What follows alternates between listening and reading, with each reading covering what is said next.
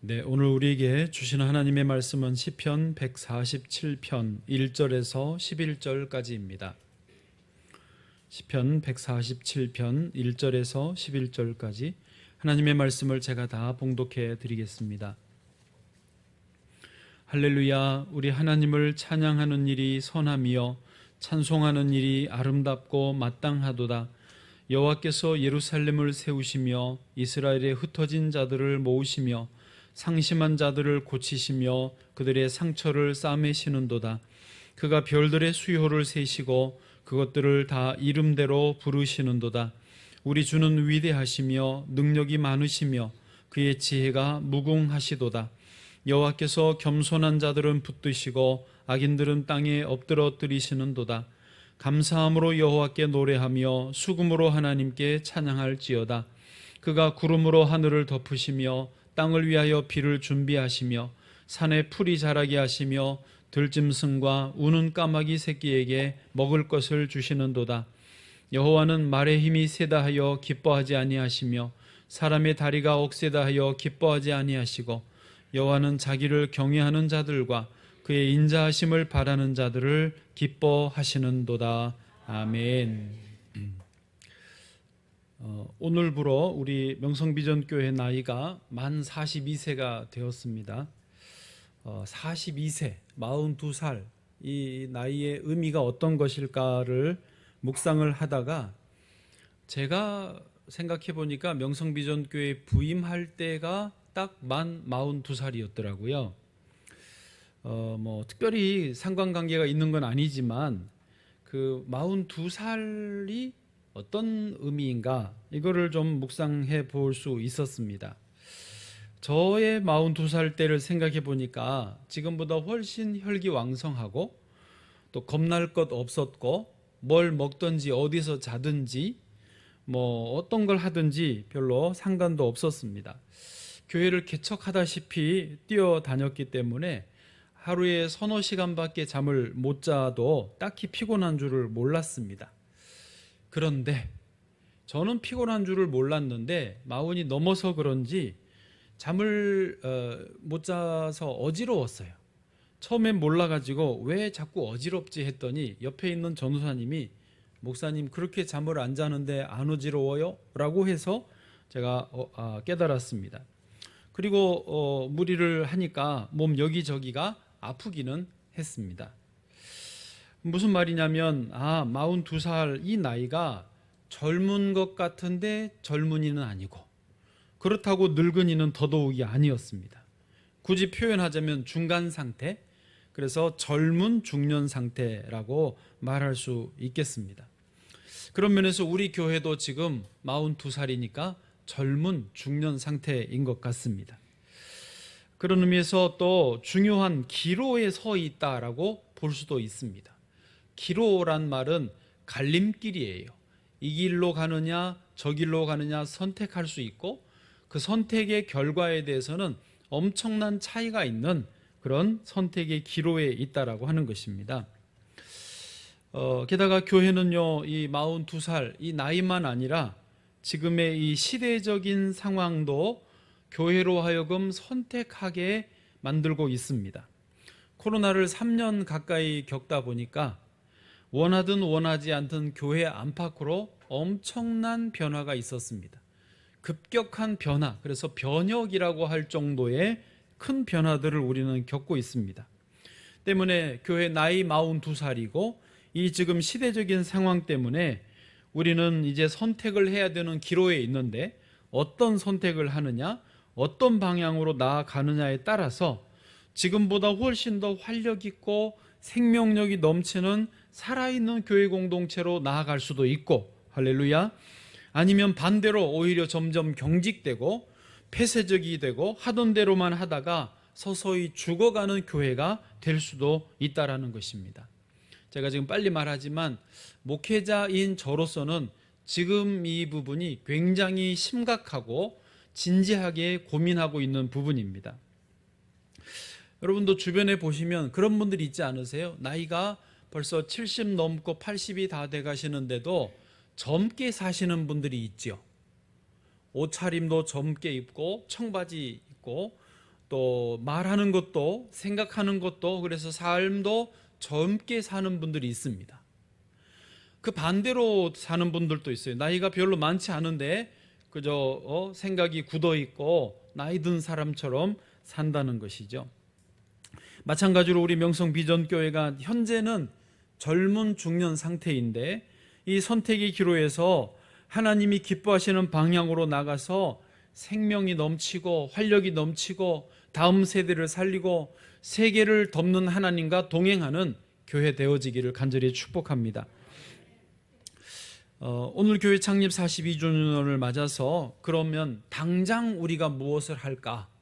이 질문을 했을 때 우리는 오늘 설교 제목처럼 하나님을 찬양해야 될 줄로 믿습니다. 지금 이 시점이 제가 서론에 말씀드린 것처럼 중요한 시점이에요. 심각한 시점이에요. 젊은 중년 상태여서 선택을 잘해야 되는 갈림길에 있지만, 이럴 때일수록 하나님을 찬양하는 일에 우선을 두자라고 하는 것입니다. 학생들도 그렇잖아요. 믿음이 좋은 아이들은 시험 기간에라도 입시 기간에라도 예배를 빠지지 않습니다. 믿음이 아직 어설플 때 시험 기간이라고 예배를 좀 빼먹는 경향이 있잖아요.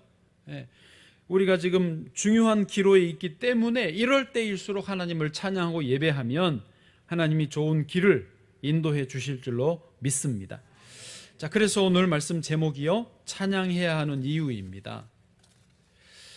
오늘 본문은 시편 147편인데 이 시편은 감사와 찬양의 시편 혹은 할렐루야 시편으로 이름이 붙여져 있습니다. 할렐루야로 시작을 합니다. 1절을 한번 소리내서 같이 읽겠습니다. 시작. 할렐루야, 우리 하나님을 찬양하는 일이 선함이요 찬송하는 일이 아름답고 마땅하도다. 아멘. 할렐루야. 원래 히브리어식으로 읽으면 할렐루 하고 끊어서 야흐 합니다. 제가 할렐루야 하면 여러분은 아멘을 하시는 거죠. 자, 하세요. 할렐루야. 아멘. 예. 이 뜻이 뭐냐면 할렐루야, 이 말은 여호와를 찬양하라. 혹은 여러분 할렐루야 그러면 여호와를 찬양합시다, 그렇게 명령 혹은 권고입니다. 여러분이 아멘 하셨잖아요. 그러면 좋습니다. 나도 하나님을 찬양하겠습니다. 찬양합시다. 이런 의미로 화답을 하시는 거예요. 할렐루야. 아멘. 손발이 잘 맞습니다. 예. 이게 이제 이 시편의 시작인데, 이 147편이 언제 어떤 배경에서 지어졌느냐 잠깐만 좀 설명을 드려볼게요. 시대적으로는 이스라엘 백성이 바벨론으로 포로로 끌려갔잖아요. 그리고 몇 년 만에 돌아왔죠? 70년. 할렐루야. 네, 70년 만에 돌아왔어요. 포로 귀환한 사람들이 오자마자는 아직 땅이 황폐해 있었습니다. 성전도 성벽도 다 무너져 있는 상태였습니다. 근데 돌아온 분들이 어찌어찌 힘쓰고 애써서 성전을 다시 세웠어요. 스룹바벨 성전이라 하고요. 또 그로부터 몇십 년 뒤에 느헤미야 총독이 와서 예루살렘 성벽도 다시 재건을 했습니다. 그리고 이제 성전과 성벽이 이제 다 건축되니까 나라가 좀 안정이 됐어요. 평안이 찾아왔어요. 자, 요때입니다. 요때쯤에 이름이 밝혀지지 않은 익명의 시편 저자가 깨달은 거예요. 우리가 황폐하고 백성들도 다 끌려가고 흩어져 버렸었는데, 건물이란 건물은 다 무너지고 황폐했었는데 어느새 이게 다 돌아오고 건물도 성전도 세워졌네. 너무 감사하다. 그러면서 지은 시편이 이 147편입니다. 예를 들어서요, 2절에 보시면 그 상황이 표현되어 있습니다. 여호와께서 예루살렘을 세우시며 이스라엘의 흩어진 자들을 모으시며, 그러니까 사람들을 모아주셨죠. 성전도 세웠죠. 13절에 가니까요, 그가 너의 문빗장을 견고히 하시고 너의 가운데 있는 너의 자녀들에게 복을 주셨으며, 문빗장은 성문 문빗장이거든요. 그래서 성전도 세워주시고 흩어진 자들을 모아주시고 성벽도 다 세워주셨구나, 요 상황이니까 거기에다 세워지고 안정된 때에 이 시편 147편을 지었다라는 거죠. 다시 말하지만 저를 봐보십시오. 저를 봐보세요. 이 시편은 이거를 깨닫고 지은 거예요. 즉, 하나님이 어느새 우리에게 이런 은혜를 베풀어 주셨구나 라고 깨닫고 너무 감사해서 하나님 찬양합시다 하고 이 시편을 지었다라는 거예요. 그래서요, 여러분, 하나님을 찬양하는 사람들은 기본적으로 하나님이 내 인생에 이런 은혜를 주셨구나 라고 깨달을 때에 자연 발생적으로 찬양이 나오는 거예요. 반대로 말해서 하나님이 내게 은혜 베풀어 주신 것에 대한 도무지 감각이 없고 깨달음이 없는 사람은 자연히 찬양도 안 해요. 찬양할 이유를 못 찾고 찬양도 재미가 없고 의미가 없어요. 그러나 내게 크고 놀라운 일을 하셨구나 깨달으면 깨달을수록 시키지 않아도 찬양하는 거예요. 할렐루야. 그렇게 하나님의 손길을 자각한 이 시편 저자가 하나님 찬양하는 일이 그래서 마땅하다, 당연하다라고 1절을 시작합니다. 1절을 다시 한번 읽어보실래요? 자, 이제 이 배경을 가지고 1절입니다. 시작. 할렐루야. 우리 하나님을 찬양하는 일이 선함이요 찬송하는 일이 아름답고 마땅하도다. 아멘. 자, 여러분에게 하나님이 크고 놀라운 일을 행하셨습니다. 여러분, 우리 교회를 위하여 하나님이 놀라운 일을 행하셨습니다. 아멘. 그러면 찬양해야죠. 찬양이 가득한 교회 되기를 원합니다. 자, 그러면 이제 요 맥락에서 오늘 본문에 의지해 가지고 목이 메여서요, 찬양해야 할 이유 3가지를 나누도록 하겠습니다. 첫 번째, 주님이 교회를 세워주시기 때문에 찬양해야 하는 것입니다. 해보세요. 주님이 교회를 세워주시기 때문에. 아멘. 여기 세워주셨기 때문이 아니고 주시기, 현재형입니다. 우리 명성비전교회 연역에는요, 1980년 9월 21일 사당동 38-11번지 상가에서 처음 예배를 드림으로 교회가 시작되었다라고 되어 있습니다. 거기 38-11번지가 어디냐면 경문고등학교 아시죠? 거기 정문으로 이렇게 내려오면 바로 맞은편에 모퉁이에 그 가게 건물이 있습니다. 거기가 38-11번지더라고요. 아침에 이곤 원장님께 여쭸더니 거기가 맞다고 그러시더라고요. 거기서부터 이제 42년 동안 예배당은 위치가 좀 바뀌기는 했고 또 어떤 공간의 크기도 좀 달라지기는 했지만은 42년 동안 수많은 성도들이 와서 예배드렸습니다. 또 많은 아이들이, 청년들이 와서 찬양하고 기도하면서 예수님을 만났습니다. 당시는 문학의 밤도 있어서요, 문학의 밤 때 막 그 분장하고 연극하고 율동하고 수련회 본 성경학교 그런 영상처럼 수많은 아이들이 와서 성경학교하고 수련회 하면서 주님 만나고 은혜를 받았습니다. 물론 지금은 이 공동체에 다 남아있는 건 아니지만 거쳐간 학생들, 거쳐간 자녀들, 거쳐간 성도들을 다 모으면 어마어마할 겁니다. 어쨌든 정말로 많은 분들이 이 명성비전교회 공동체를 통해서 신앙을 배우고 문제를 해결받고 생명의 길로 인도함을 받은 줄로 믿습니다. 그렇게 하나님께서 이 42년 동안을 교회를 세워오신 것입니다. 특별히 교회 공동체가 세워지고 유지되기 위해서는요, 반드시 있어야 되는 게 뭐냐, 말없이 헌신하고 희생하면서 섬기고 봉사하는 분들의 손길입니다. 그분들의 눈물과 사랑과 수고가 없이는 교회가 세워질 수가 없습니다. 지금도 마찬가지입니다. 가정도 그렇지 않습니까?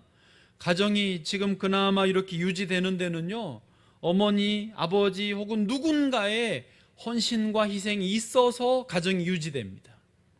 요즘에 젊은 세대들은요, 일방적으로 뭐 아내라고 어머니라고 희생하는 거 별로 좋아하지 않더라고요. 저도 동의합니다.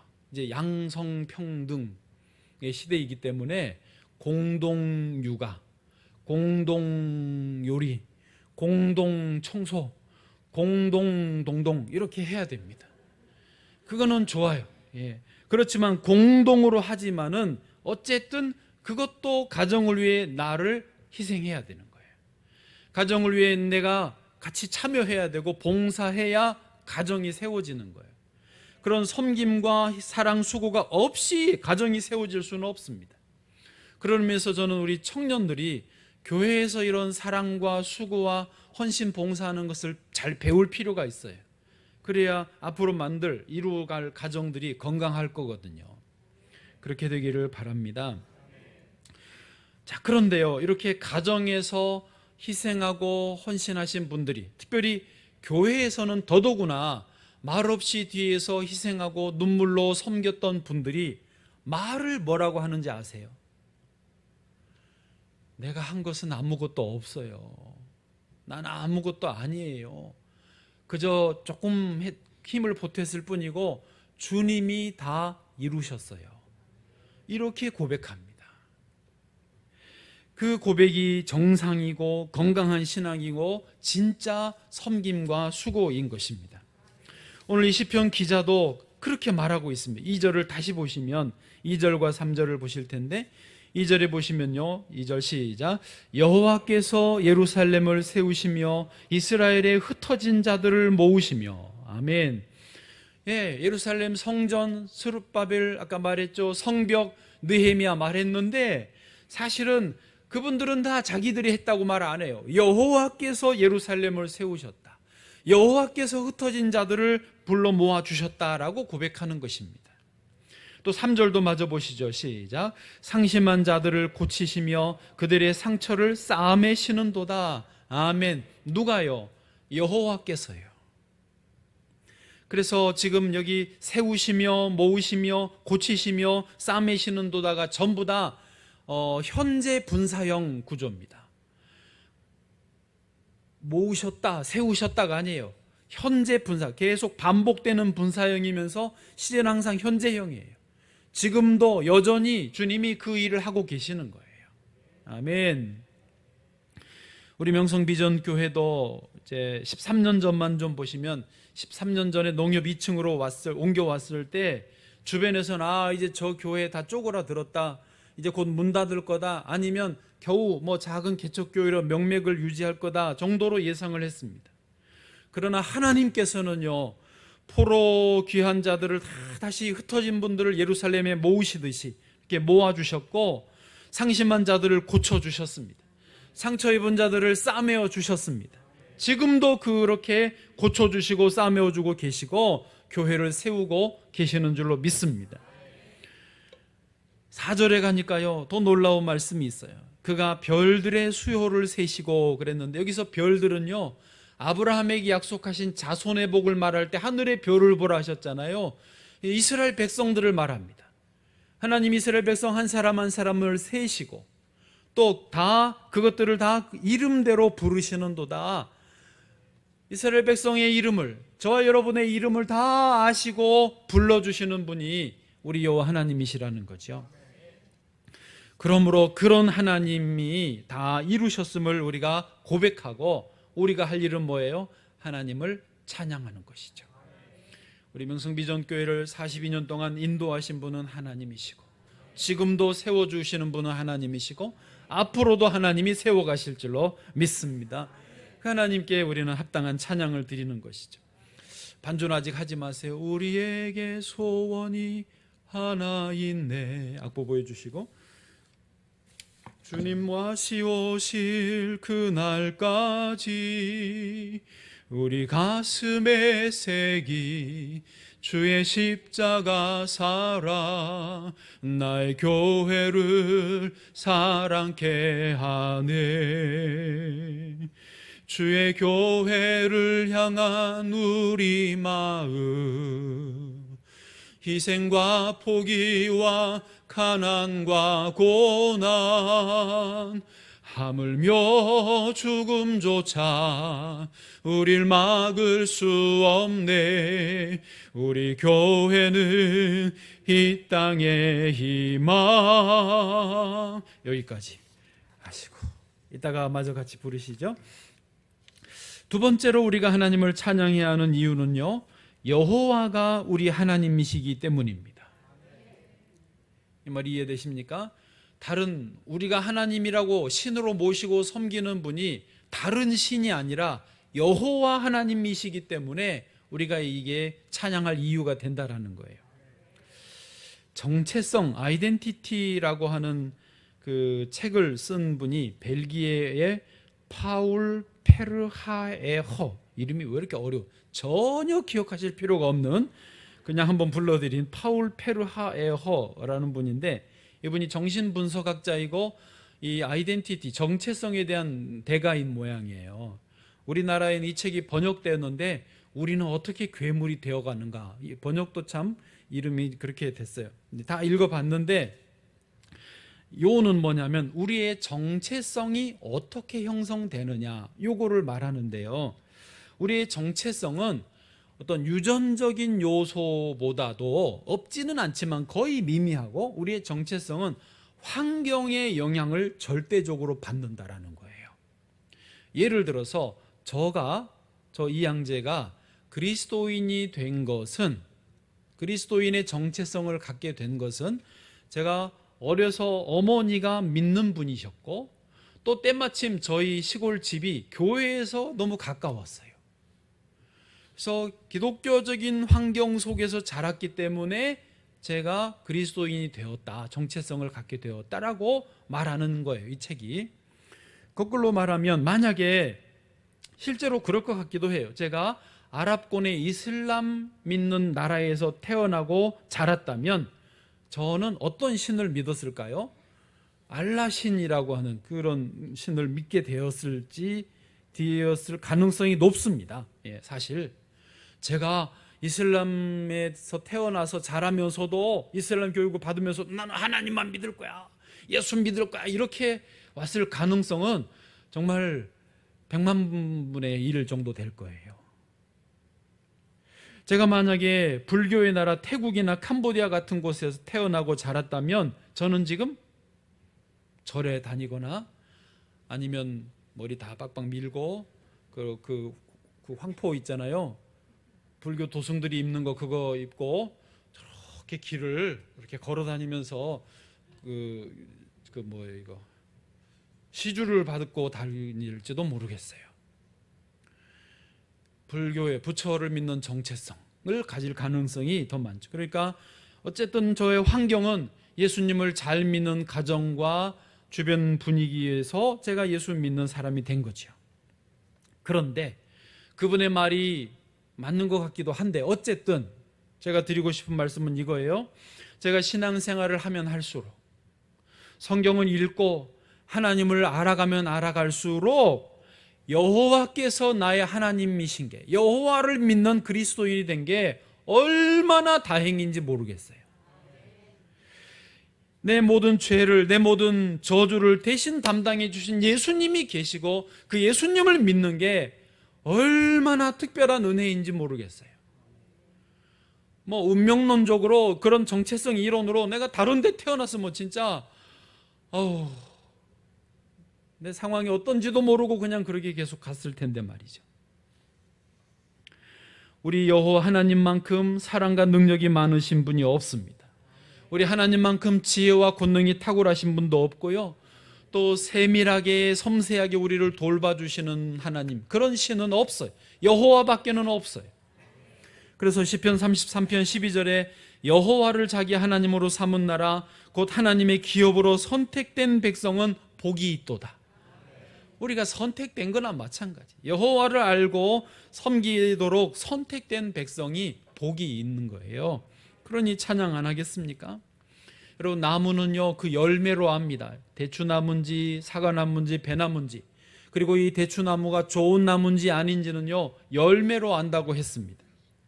우리가 믿는 신이 좋은 신인지 그렇지 않은지, 정말 포악한 악독한 전혀 우리 인간을 도와주지 않는 신인지, 우리 인간을 위해서 생명을 내어주는 신인지는요, 그 열매를 보면 알 수 있어요.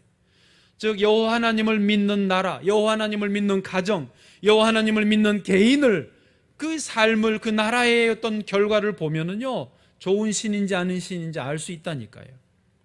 세계 역사를 볼 때 기독교가 주류를 이루었던 나라들은 모두 복을 받았습니다.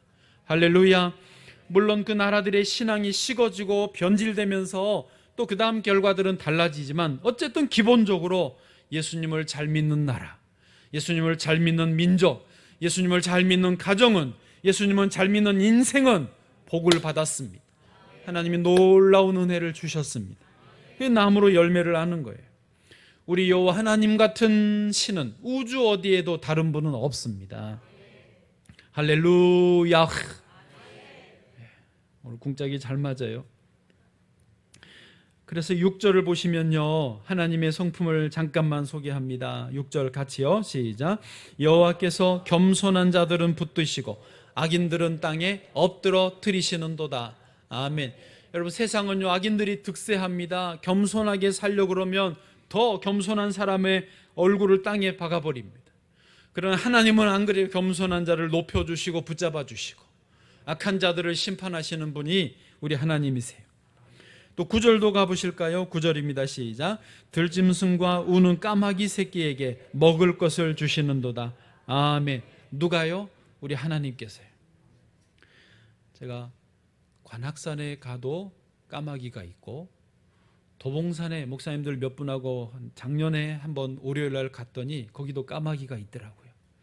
근데 관악산 까마귀는 체면이 있는지 선비 까마귀인가 봐요. 저 멀리 돌아다녀요. 우리가 뭘 밥을 먹으면, 음식을 먹으면 저 멀리서 빙빙 돌면서 좀 하나 안 남겨주나 이래요.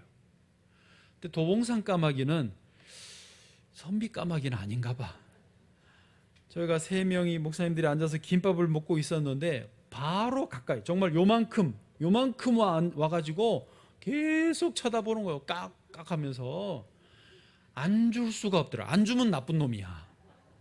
김밥을 하나 줬어요. 그런데 금세 먹어치우고 또 그 사이에 2마리가 더 날라와가지고 계속 쳐다보는 거예요.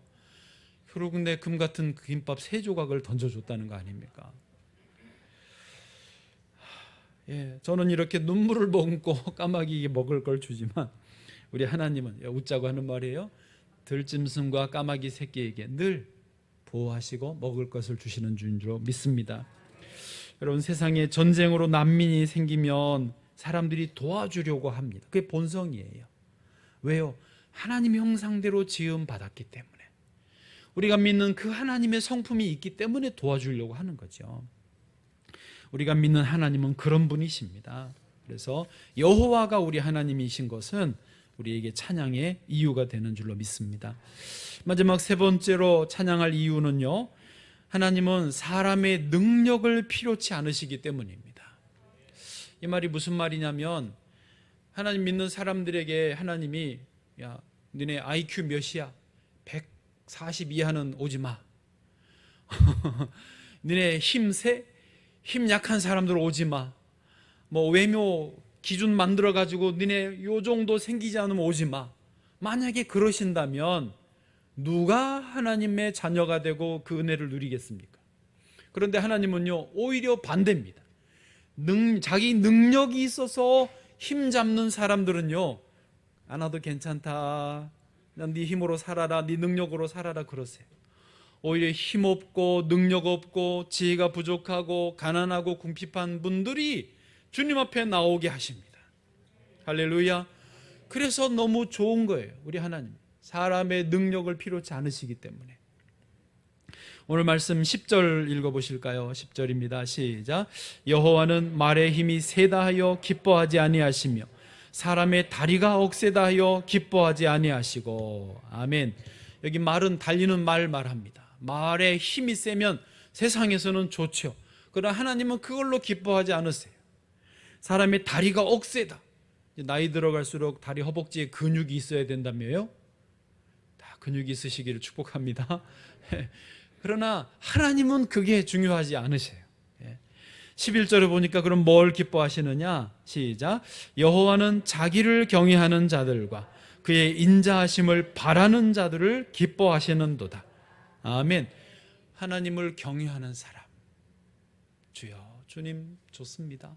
또 주의 인자하심을 바라는 자, 인자는 사랑이거든요. 주님의 사랑을 바라고 앙망하면서 주님을 의지하는 그 심령들을 하나님이 기뻐하신다라는 거예요. 여러분, 자기 능력을 의지하십니까? 하나님 기뻐하지 않으세요. 하나님만을 의지하시기를 축복합니다.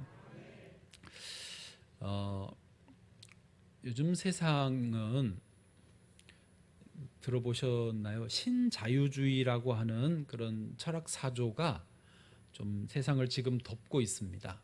신자유주의가 뭐냐면 말 그대로입니다. 자유주의인데 더 새로운 신자유주의예요.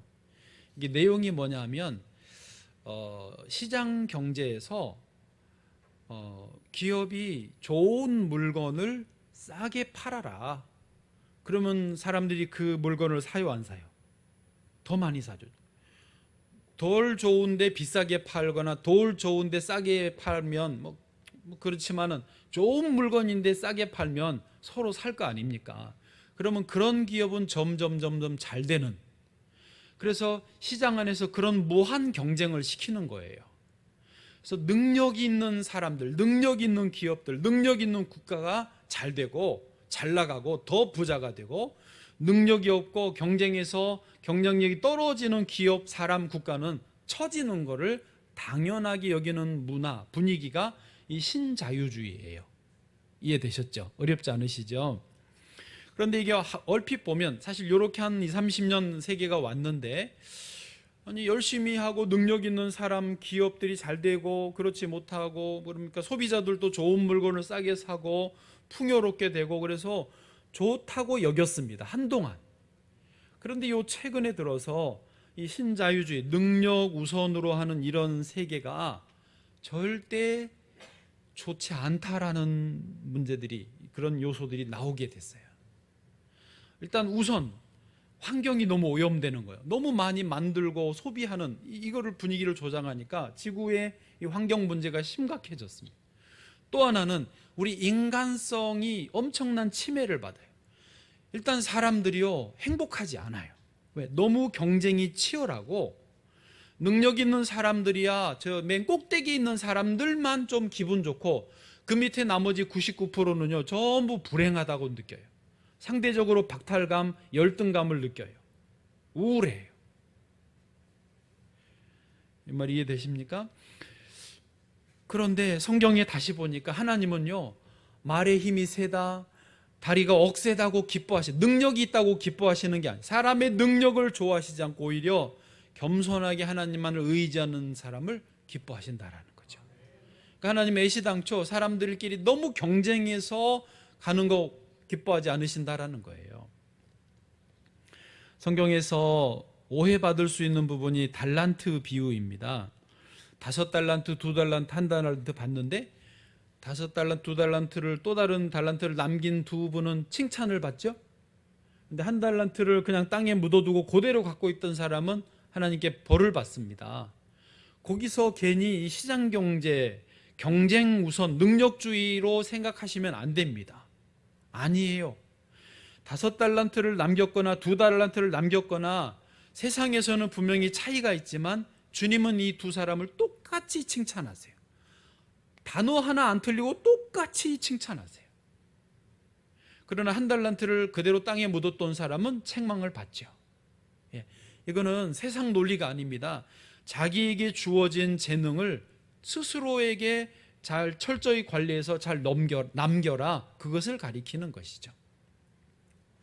자, 우리가 창립 기념을 맞아서 우리 교회에 요 사람의 능력을 필요치 않으시는 하나님을 좀 적용을 하려고 합니다. 우리가 좀 이제 수정을 하는 것인데 두 가지 부분에서 적용을 하려고 합니다. 하나는 우리 교회에 항존직 분자를 뽑을 때 투표를 하잖아요. 근데 그 전에는 예를 들면 권사님을 뽑는다 그러면 10분을 뽑으면 후보를 한 15분, 20분 정도를 올려놓고 그중에서 투표에서 더 많이 표를 얻은 분 10명을 잘랐거든요. 그런데 이게 보니까 경쟁을 시키는 거예요. 별로 아니더라고, 안 좋더라고요. 전에는 그렇게 했었고 그런 분위기였는데 말한 대로 시대가 달라지고 성경적으로 더 깊이 들어가면 이제 꼭 그게 좋은 게 아니에요. 그래서 바로 직전 공동의회 때는 기억하시는지 모르겠지만 권사님들을 뽑을 때 그 후보를 그냥 일배수 그대로만 후보로 올렸어요.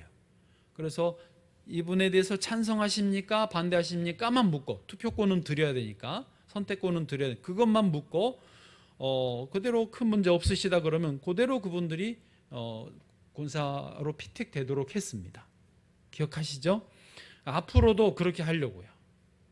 장로님, 안수 집사님, 권사님 할 때 투표를 떨어지는 분이 있게 안 하고 애시당초 당에서 충분히 검토하고 또 제가 개인적으로 다 연락해서 개별적으로 의견을 듣고 해서 그대로 이제 경쟁을 안 시키려고 하는 그것을 하나 적용하려고 합니다. 또 하나는 어디에 적용하려고 하냐면 체육대회를 적용하려고 합니다. 우리 교회가 노회 체육대회에 나가면 하도 우승을 많이 해가지고 공공의 적이 됐어요. 반야구 같은 경우는 명성비전교회하고 대진표가 붙으면 벌써 울상입니다. 못해 먹으니까 우리한테는. 그래서 우리가 우승을 꽤 많이 했어요.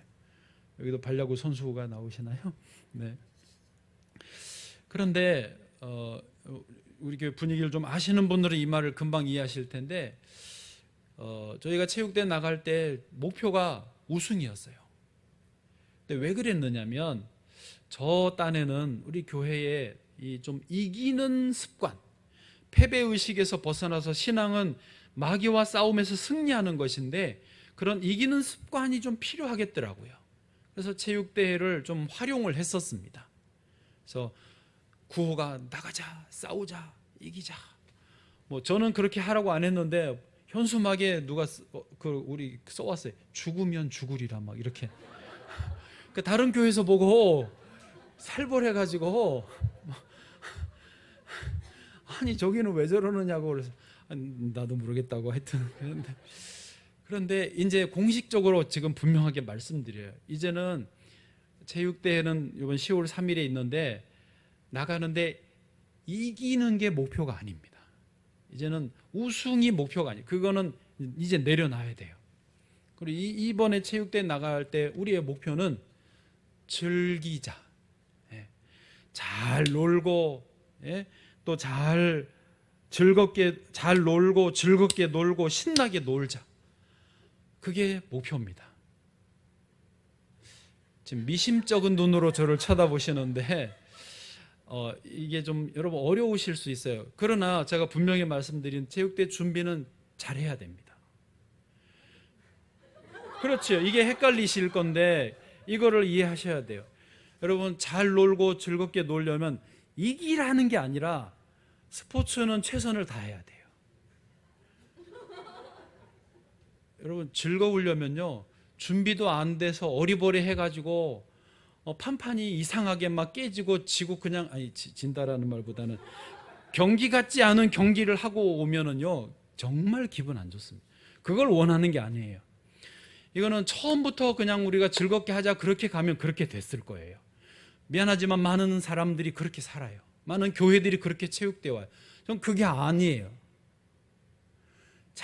뭐든지 잘 준비하고 최선을, 그게 2달란트 5달란트라고요. 우리에게 주어진 능력대로 최선을 다해서 협동심도 기르고 운동도 하고 그런 스포츠에서 그런 많은 것들을 배우면서 그 경기하는 것을 즐기시라는 거지 승패를 떠나서요. 그래서 이기고 오면 잘했다 그러고 지고 오면 괜찮아 이게 아니고 이기고 오든 지고 오든 잘 준비해서 최선을 다했으면 잘했다고 정말 잘했다라고 칭찬하고 박수치는 분위기를 만들려는 거죠.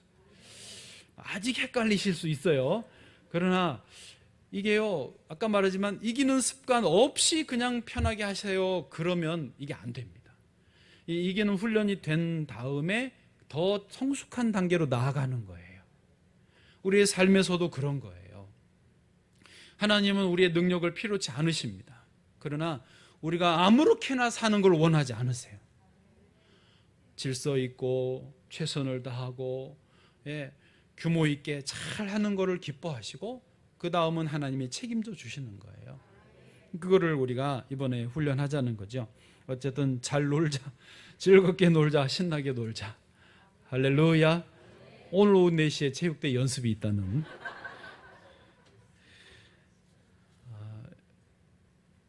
하나 이야기만 하고 마치겠습니다.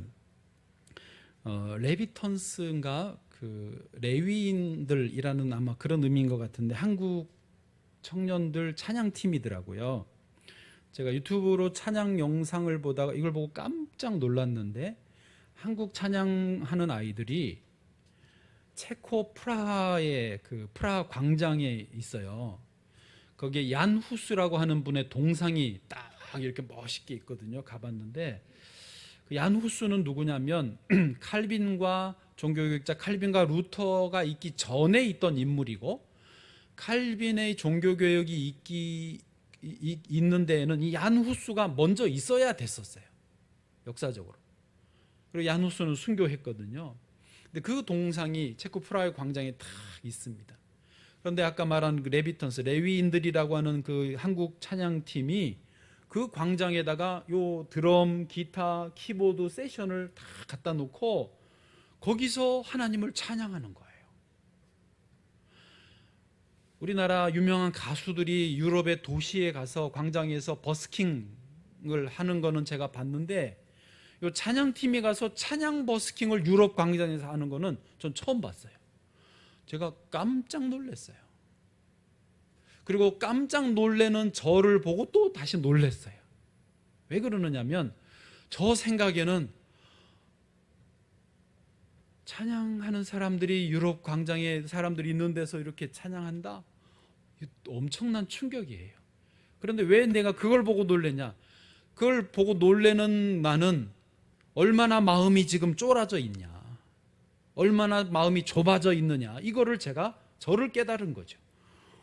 아니 오늘 1절 말씀처럼 여호와 하나님을 찬양하는 것이 선하고 하나님을 찬양하는 것이 아름답고 마땅하도다 인데 하나님을 알면 하나님을 경험하면 온 세계에서 하나님을 찬양하는 게 당연한 일인데 그 체코 프라하에서 찬양한다고 놀래? 제가 이상한 거죠. 왜 이야기를 드리냐면 우리 교회가 나아갈 방향이 어디인가를 말씀드리는 거예요. 42주년을 맞아서 이제 점점 하던 대로만 하다가 이렇게 언젠가 나이 들어서 없어질 것인가, 아니면 하나님 찬양하면서 온 세계를 향하여 다음 세대들이 나가고 저들이 세계에 복음을 전하고 그곳에서 하나님을 찬양하게 할 것인가, 이 갈림길이라는 것이죠. 저는 우리 교회가 그리스도의 피값으로 세워진 교회가, 젊은 중년에 진입한 이 교회가 다시 제2의 개척, 제3의 개척을 선언하고 다음 세대 청년들을 밀어주고 저들이 복음 들고 찬양 들고 온 세계로 나아가는 모습을 보기를 원합니다. 그렇게 될 줄로 믿습니다. 그래야 교회가 살죠. 그래야 하나님이 기뻐하시죠. 그냥 우리끼리 이거는 아닌 것 같습니다. 하나님이 그런 날을 우리에게 허락하실 줄로 믿습니다.